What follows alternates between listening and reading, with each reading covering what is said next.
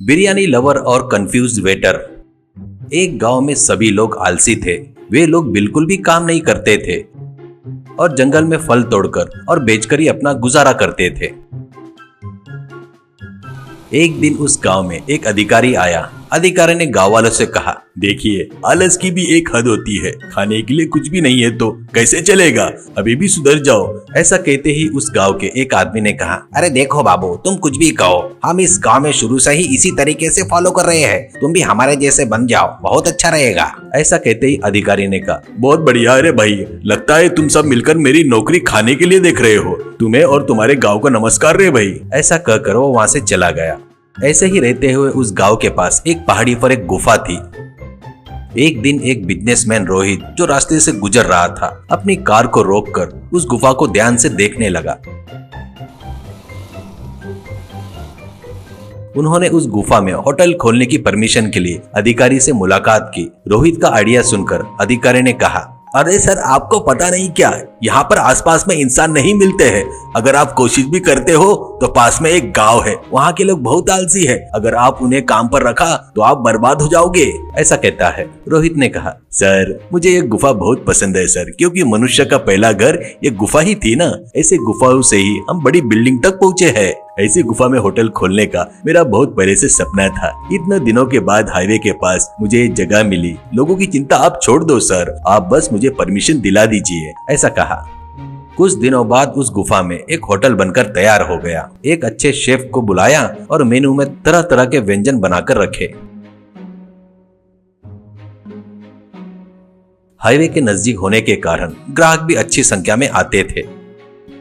कुछ दिनों बाद जंगल पास में होने के कारण मच्छरों के काटने से काम वाले को बुखार आ गया और तो कुछ लोग काम छोड़कर चले गए। इससे रोहित को कुछ समझ में नहीं आया कि अब क्या करे।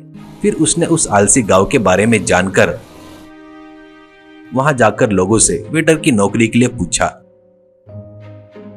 इससे गांव के एक आदमी ने कहा, कौन हो जी आप? इस बीच हमारे गांव आकर हमें तंग कर रहे हो। जंगल के जानवर क्या करते हैं हम भी वही करते हैं। अगर दोबारा आए तो ठीक नहीं होगा। ऐसा कहा। इस पर रोहित मन में सोचा, अरे ये कैसे लोग हैं? नौकरी दे रहा हूं तो मना कर रहे हैं। आखिर में मारने और लड़ने के लिए भी आलस कर रहे हैं। ऐसा सोचकर वहां से चला गया।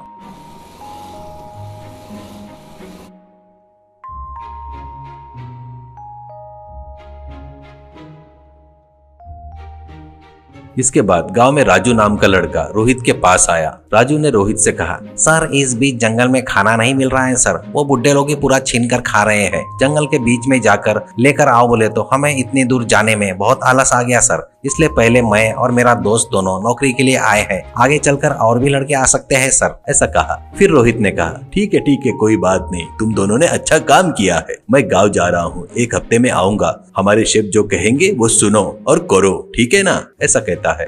राजू और डम्बो दोनों होटल में शामिल हो गए और बहुत आलस से काम करना शुरू कर दिया। कोई ऑर्डर देते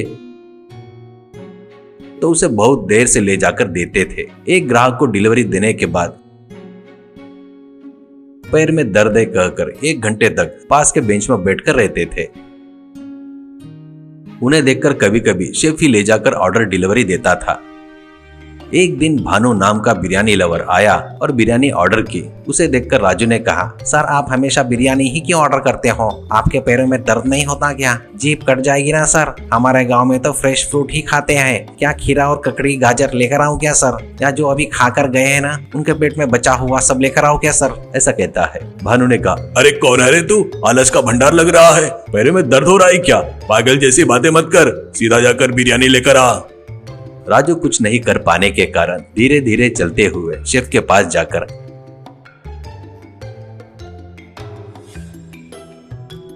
एक बिरयानी दे दे भाई का ऑर्डर दिया। शेफ ने बिरयानी तैयार करके उसे दे दी और जाने को कहा।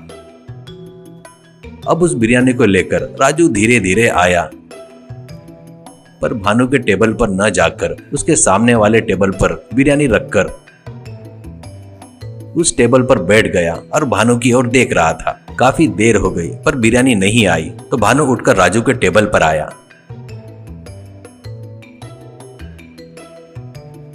भानु ने राजू से कहा, क्या है ये बिरयानी, वो कितना समय लगेगा, अभी तक नहीं आई क्या, मेरा मुंह क्यों देख रहा है। ऐसा कहते ही राजू ने कहा, यही तो है आपकी बिरयानी सर। आपके टेबल तक आने से पहले पैरों में दर्द हो गया सर, तो बैठ गया हूँ। आधा घंटा और रोकिए सर, लाकर वहाँ रख देता हूँ। ऐसा कहता है तो भानु, ये क्या अत्याचार है, तुम्हारे जैसे लोगों को मैंने कहीं नहीं देखा, इस टेबल से उस टेबल तक आने के लिए आधा घंटा लगा दिया। ऐसा बोलकर शेफ को बुलाकर राजू का किया धरा सब बता दिया। ये बात समझकर शेफ ने कहा, अरे सर माफ कीजिए सर, ये लड़का नया है सर, थोड़ा कंफ्यूज हो गया, एक बार के लिए जाने दीजिए सर। ऐसा कहा तो भानु ने कहा, क्या कंफ्यूज हो गया क्या, मैं अकेला इस होटल में हूँ, आधे घंटे से इस टेबल पर बिरयानी रखकर बैठा है, कम से कम मुझे लाकर भी नहीं दिया। अगर मैं ही लेकर आ जाता तो अब तक झटपट खाकर मेरा काम हो जाता था। इन लोगों को कहाँ से लाया रे, अगर ऐसा ही रहा तो तुम्हारा होटल बंद करना पड़ेगा। ऐसा कहकर राजू के टेबल पर ही बिरयानी खाकर चला गया।